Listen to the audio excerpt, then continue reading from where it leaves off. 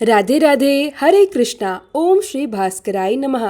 प्रिय श्रोताओं, आज 16 मई है और दिन है शनिवार। आज ज्येष्ठ मास की अमावस्या तिथि है जो कि आज दिन भर रहेगी। आज ज्येष्ठ अमावस्या है और आज ही वट सावित्री का व्रत भी है। आप सभी माताओं और बहनों को वट सावित्री व्रत की बहुत बहुत शुभकामनाएं। इसके साथ ही 17 मई दिन रविवार यानी कल से अधिक जेठ मास यानी पुरुषोत्तम मास शुरू हो रहा है जो कि 15 जून तक चलेगा। अधिक मास के अध्याय भी आप हमारे चैनल पर डेली सुन सकते हैं और बाकी बचे हुए 15 ज्येष्ठ मास के अध्याय आप सभी पुरुषोत्तम मास खत्म होने के बाद सुनेंगे। श्रोताओं, हमारी यह आध्यात्मिक यात्रा अब अपने मध्य चरण में पहुंच चुकी है। हर दिन की कथा, हर व्रत, हर नियम हमारे अंतर्मन को और अधिक शुद्ध, स्थिर और प्रभुमय बना रहा है। ज्येष्ठ मास की यह तपस्या केवल बाहरी आचरण नहीं है, बल्कि यह हमारी अंतर आत्मा की सच्ची साधना है। आज इस 15वें दिन हम पुनः अपने प्रभु श्री कृष्ण और सूर्यदेव के चरणों में प्रार्थना करते हैं। हे प्रभु, अगर कहीं हमारी श्रद्धा डगमगाई हो, अगर कहीं हमारा मन विचलित हुआ हो, तो आप हमें क्षमा कर पुनः अपने सानिध्य में बनाए रखें। आपका स्मरण ही हम सबकी शक्ति है और आपकी कृपा ही हमारा आधार है।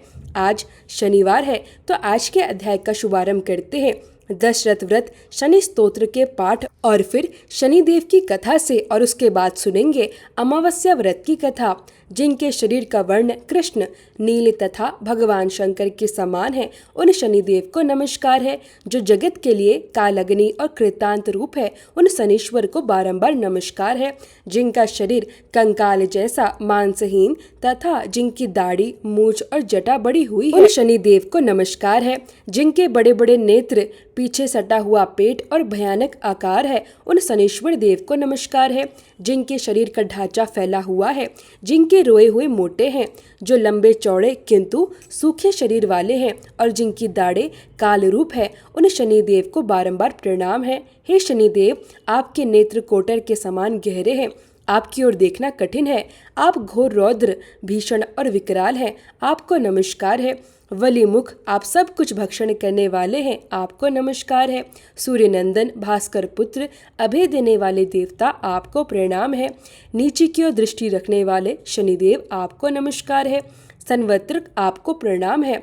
मंद गति से चलने वाले शनीश्वर, आपका प्रतीक तलवार के समान है, आपको पुनः पुनः प्रणाम है। आपने तपस्या से अपने देह को दग्ध कर लिया है। आप सदा योगाभ्यास में तत्पर, भूख से आतुर और अतृप्त रहते हैं, आपको सदा सर्वदा नमस्कार है।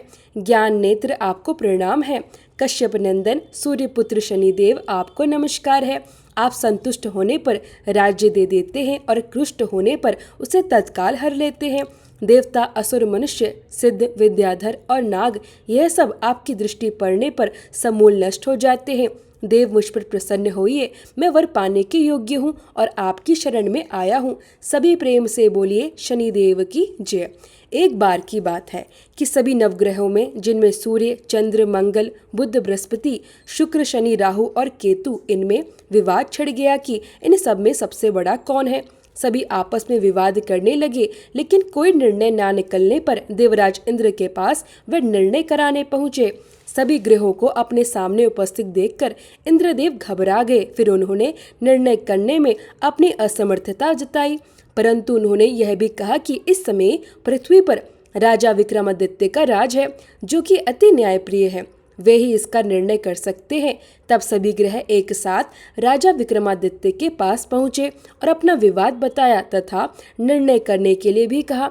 राजा विक्रमादित्य इस समस्या से चिंतित थे, क्योंकि वे जानते थे कि जिस किसी को छोटा बताया जाएगा वही क्रोधित हो उठेगा। तब राजा को एक उपाय सूझा। उन्होंने स्वर्ण, रजत, कांसा, पीतल, शीशा, रागा, जस्ता, अभ्रक और लोहे से 9 सिंहासन बनवाए और उन्हें इसी क्रम से रख दिया। फिर उन सब से निवेदन किया कि आप सभी अपने अपने सिंहासन पर स्थान ग्रहण करें। जो भी अंतिम सिंहासन पर बैठेगा वही सबसे छोटा होगा। इसके अनुसार लोहा सिंहासन सबसे बाद में होने के कारण शनिदेव सबसे बाद में बैठे, तो वही सबसे छोटे कहलाए। अब शनिदेव को लगा कि राजा ने ऐसा जानबूझकर किया है, तो वे क्रोध में आकर राजा विक्रमादित्य से बोले, राजा, तू मुझे नहीं जानता। सूर्य एक राशि में 1 महीना, चंद्रमा 2.25 दिन, मंगल 1.5 महीना, बृहस्पति 13 महीने, बुध और शुक्र 1-1 महीने विचरण करते हैं, लेकिन मैं 2.5 से 7.5 साल तक रहता हूँ। बड़े बड़ों का मैंने विनाश किया है। श्री राम की 7.5 आई तो उन्हें वनवास हो गया, रावण की आई तो उसकी लंका को वानरों की सेना से हारना पड़ा। अब तुम सावधान होकर रहना। ऐसा कहकर कुपित हुए शनिदेव जी वहां से चले गए और तब अन्य ग्रह भी खुशी खुशी चले गए। कुछ समय बाद राजा की 7.5 आई। तब शनिदेव घोड़ों के सौदागर बनकर वहां आए। उनके पास कई सारे बढ़िया घोड़े थे। राजा ने यह समाचार सुनकर अपने अश्वपाल को अच्छे घोड़े खरीदने की आज्ञा दी। उसने कई अच्छे घोड़े खरीदे और एक सर्वोत्तम घोड़े को राजा की सवारी करने को दिया। अब जैसे ही राजा उस घोड़े पर सवार हुए, वह घोड़ा सरपट वन की ओर भागा और घने जंगल में पहुंचकर वह अंतर्ध्यान हो गया। अब राजा भूख प्यास से भटकते रहे। तब एक ग्वाले ने उन्हें पानी पिलाया। राजा ने प्रसन्न होकर उसे अपनी अंगूठी दी और वह अंगूठी देकर राजा अपने नगर की ओर चल पड़े। वहां उन्होंने अपना नाम उज्जैन निवासी वीका बताया और वहां उन्होंने एक सेठ की दुकान में रुककर जलपान किया। कुछ देर रुककर आराम भी किया। भाग्यवश उस सेठ की उस दिन खूब बिक्री हुई। अब सेठ रूप बदले हुए राजा विक्रमादित्य को अपने साथ अपने घर ले गया। वहां पर राजा ने खूंटी पर देखा कि एक हार टंगा हुआ है जिससे खूंटी निगल रही है।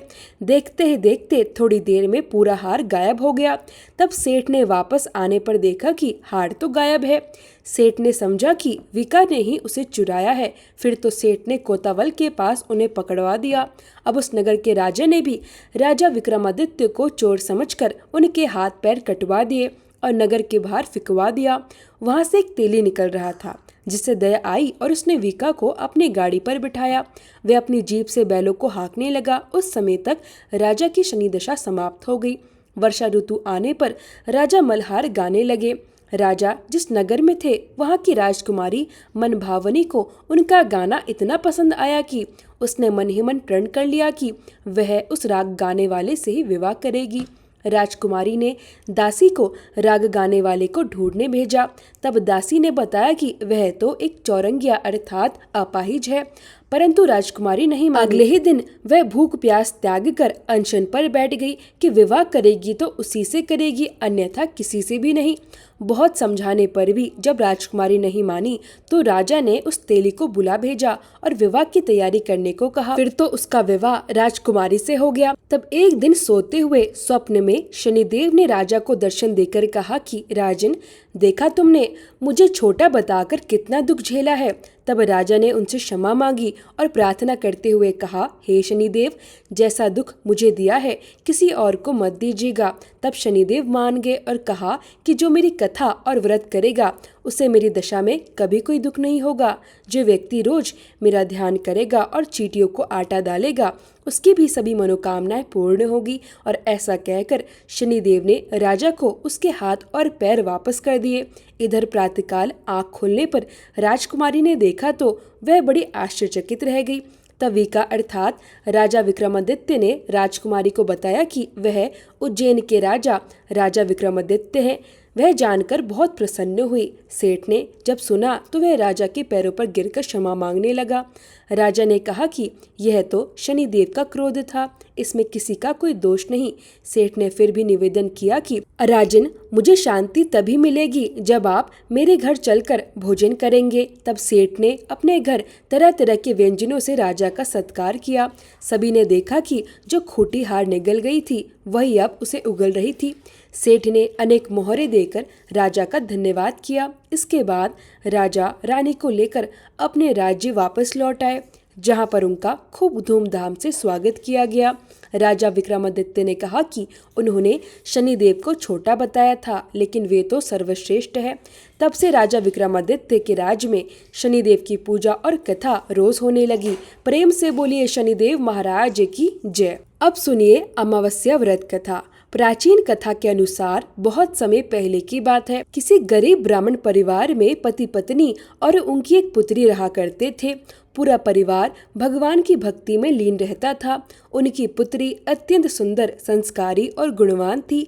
वे उसके लिए योग्य वर की तलाश कर रहे थे, लेकिन निर्धनता के कारण उसके विवाह में बार बार बाधाएं आ रही थी। भगवान की कृपा से एक दिन उनके घर में एक बहुत बड़े महात्मा पधारे।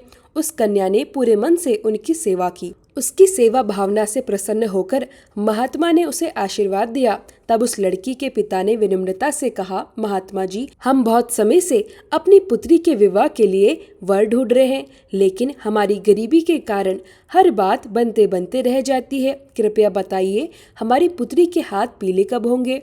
महात्मा जी ने उस लड़की का हाथ देखा और बोले, इस लड़की के हाथ में तो विवाह की रेखा ही नहीं है। यह सुनते ही ब्राह्मण बहुत दुखी हुए और बोले, क्षमा कीजिए महात्मा जी, मैं आपके कहने का अर्थ समझ नहीं पाया। महात्मा जी ने फिर कहा, तुम्हारी पुत्री के भाग्य में विवाह सुख लिखा ही नहीं है। यह सुनकर ब्राह्मण दंपत्ति रोते रोते महात्मा जी के चरणों में गिर पड़े और समाधान बताने की विनती करने लगे। तब महात्मा जी ने उन्हें उठाया और कहा, पास के गांव में सोना नाम की एक धोबन रहती है। वह अपने पति, बेटे और बहू के साथ रहती है। वह एक महान पतिव्रता स्त्री है। यदि आपकी पुत्री उसे अपनी सेवा से प्रसन्न कर ले और आशीर्वाद स्वरूप उसकी मांग का सिंदूर प्राप्त कर ले, तभी इस लड़की का विवाह संभव हो सकेगा। ऐसा करने से इसे अमोघ सुहाग का आशीर्वाद भी मिलेगा। लेकिन ध्यान रहे, वह पतिव्रता महिला कहीं आती जाती नहीं है। इतना कहकर महात्मा जी वहां से विदा हो गए। अगले ही दिन भोर होते ही ब्राह्मणी ने अपनी पुत्री को सोना धोबिन की सेवा के लिए भेज दिया। वह लड़की पूरे मन से सोना धोबिन के घर की साफ सफाई करती और उनके उठने से पहले ही सारा घर का काम निपटा कर चुपचाप वापस आ जाती। यह क्रम कई दिनों तक चलता रहा। एक दिन सोना धोबन अपनी बहू से बोली, बहू, तुम तो ब्रह्मा मुहूर्त में उठकर सारा काम कर लेती हो और मुझे पता तक नहीं चलता। बहू ने आश्चर्य से कहा, माताजी, मैं तो सुबह देर से उठती हूँ, मुझे लगा ये सारे काम आप करती हैं। यह सुनकर सोना धोबिन को बहुत आश्चर्य हुआ। उसने सोचा, आखिर यह काम करता कौन है। अगले दिन भोर में सास बहू दोनों छिपकर देखने लगी कि कौन आकर यह सब काम करता है। उसी समय ब्राह्मण की पुत्री आई और भगवान का भजन करते हुए पूरे मन से घर का काम करने लगी। काम पूरा करके जैसे ही वह जाने लगी, सोना धोबन ने उसे पकड़ लिया और पूछा, बेटी, तुम कौन हो और इस तरह छुपकर मेरे घर का काम क्यों करती हो? तब ब्राह्मण की पुत्री ने महात्मा द्वारा कही गई सारी बात बता दी। सोना धोबन पतिव्रता होने के साथ साथ बहुत उदार हृदय वाली भी थी। वह उस लड़की की सहायता करने के लिए तैयार हो गई। उस दिन अमावस्या थी। वह लड़की के साथ बिना अन्न जल ग्रहण किए व्रत रखकर उसके घर की ओर चल पड़ी। उसने सोचा, रास्ते में यदि पीपल का पेड़ मिलेगा तो उसकी परिक्रमा करके ही जल ग्रहण करेगी। जब वह लड़की के घर पहुंची तो सोना धोबन ने अपनी मांग का सिंदूर उस कन्या की मांग में भर दिया। जैसे ही उसने ऐसा किया, उसके पति के प्राण निकल गए। उसे समझ में आ गया कि उसके पति अब इस संसार में नहीं रहे। वह तुरंत वहां से विदा लेकर चल पड़ी। रास्ते में उसे एक पीपल का पेड़ मिला। उसने ईंट के टुकड़ों से 108 बार भंवरी दी और 108 बार उस पीपल के पेड़ की परिक्रमा की। इसके बाद उसने जल ग्रहण किया। तभी चमत्कार हुआ, उसके पति के मृत शरीर में फिर से प्राण लौट आए। इस प्रकार अमावस्या के दिन पीपल के पेड़ की पूजा करने से और इस कथा को सुनने से सुहागिन महिलाओं का सुहाग अटल रहता है।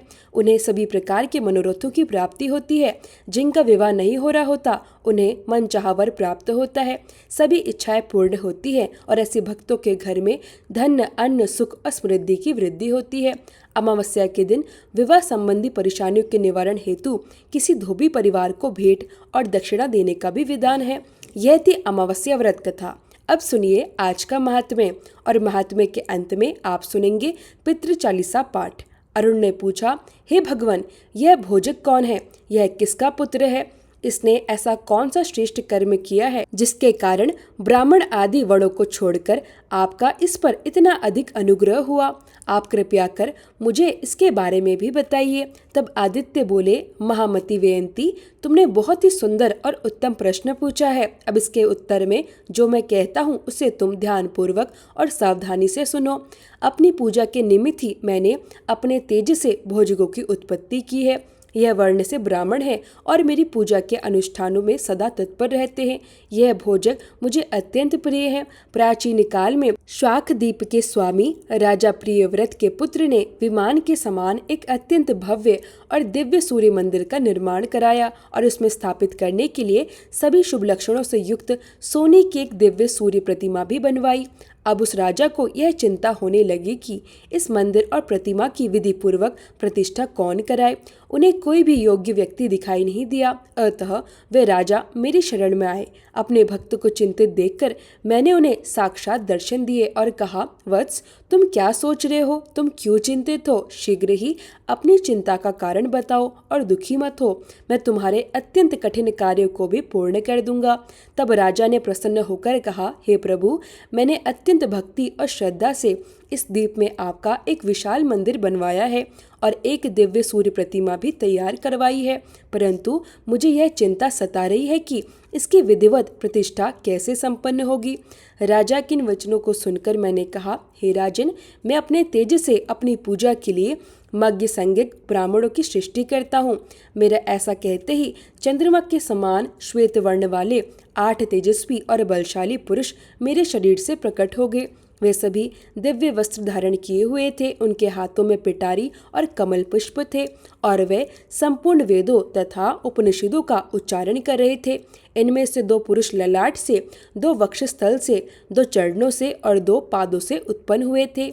उन महात्माओं ने मुझे अपना पिता मानकर हाथ जोड़कर विनम्रता से कहा, हे पिता, हे लोकनाथ, हम आपके पुत्र हैं। कृपया बताइए, आपने हमें किस उद्देश्य से उत्पन्न किया है? हमें आज्ञा दे, हम आपके हर आदेश का पालन करेंगे। पुत्रों के इस विनम्र वचन को सुनकर मैंने कहा, हे पुत्रों, तुम सब इस राजा की बात सुनो और यह जैसा कहें वैसा ही करो। इसके बाद मैंने राजा से कहा, हे राजन, ये मेरे ही पुत्र हैं, ब्राह्मणों में श्रेष्ठ और सदा पूजनीय है। मेरी प्रतिमा की प्रतिष्ठा कराने के लिए ये पूर्णतः योग्य है। तुम इन्हीं से प्रतिष्ठा कार्य करवाओ और फिर यह मंदिर इन्हें समर्पित कर दो। ये सदा मेरा पूजन करेंगे, परंतु ध्यान रहे, एक बार देकर इनसे कुछ भी वापस मत लेना। मेरे निमित्त जो भी धन, धान्य, गृह, भूमि, बाग, ग्राम या नगर मंदिर में अर्पित किया जाए, उसका स्वामी यही भोजक होंगे। जैसे पिता की संपत्ति का अधिकार उसका पुत्र होता है, वैसे ही मेरे धन के अधिकारी ये भोजक ही हैं। मेरी आज्ञा पाकर उस राजा ने अत्यंत प्रसन्न होकर वैसा ही किया। भोजकों द्वारा विधि पूर्वक प्रतिष्ठा कराकर उसने मंदिर उन्हें समर्पित कर दिया। हे अरुण, इस प्रकार मैंने अपनी पूजा के लिए अपने तेज से भोजकों की उत्पत्ति की है। ये मेरे ही स्वरूप है। मेरी प्रसन्नता के लिए जो कुछ भी अर्पित करना हो वह भोजकों को ही देना चाहिए और जो उन्हें दिया जाए उसे कभी वापस नहीं लेना चाहिए। भोजक हमारे समस्त धन के अधिकारी होते हैं।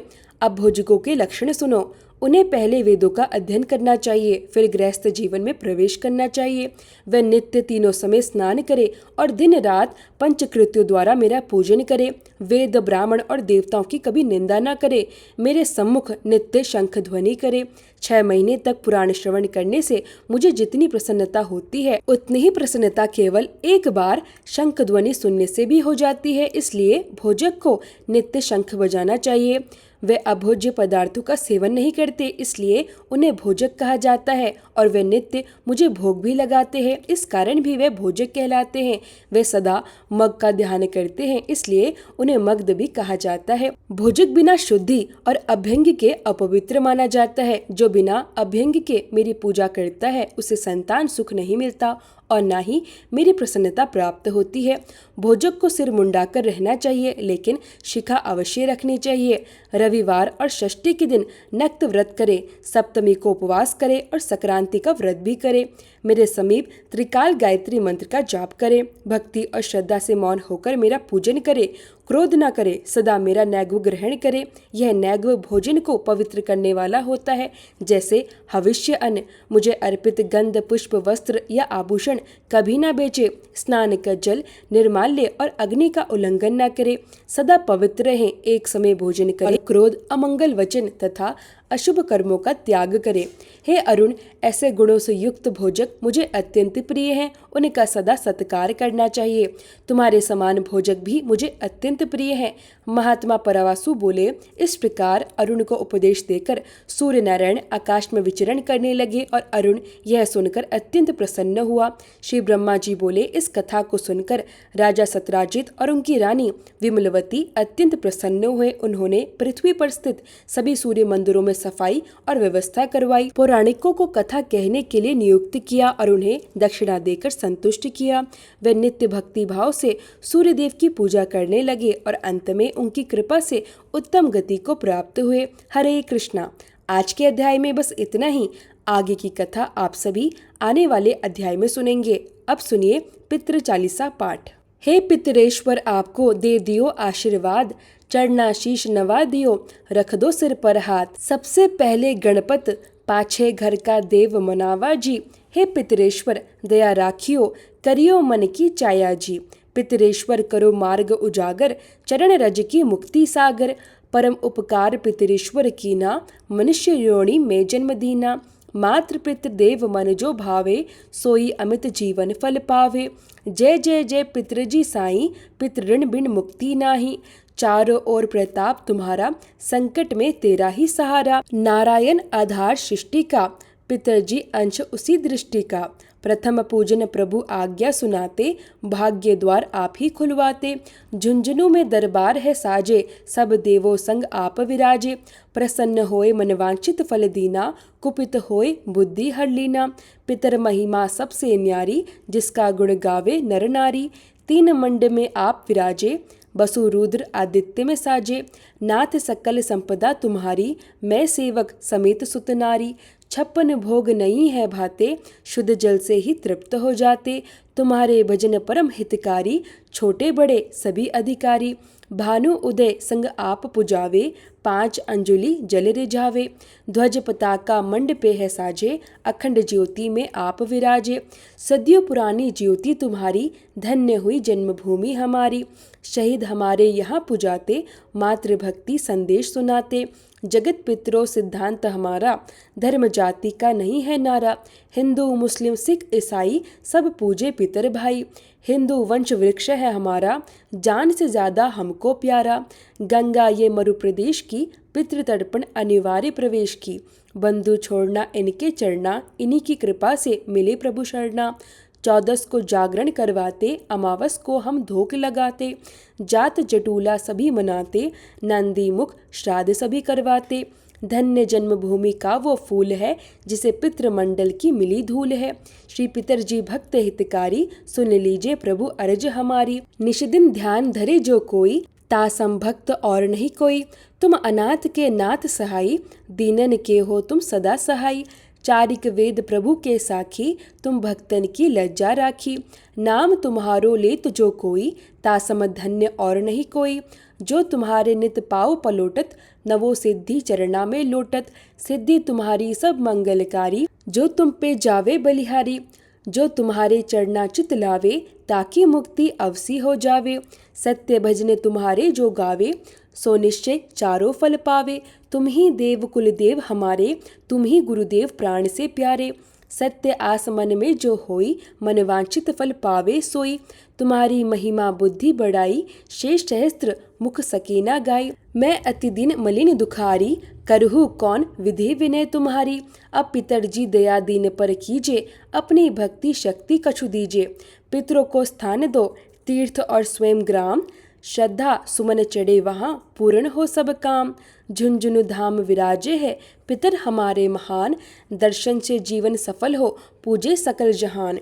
जीवन सफल जो चाहिए, चले झुंझुनू धाम। पितर चरण की धूल ले, हो जीवन सफल महान।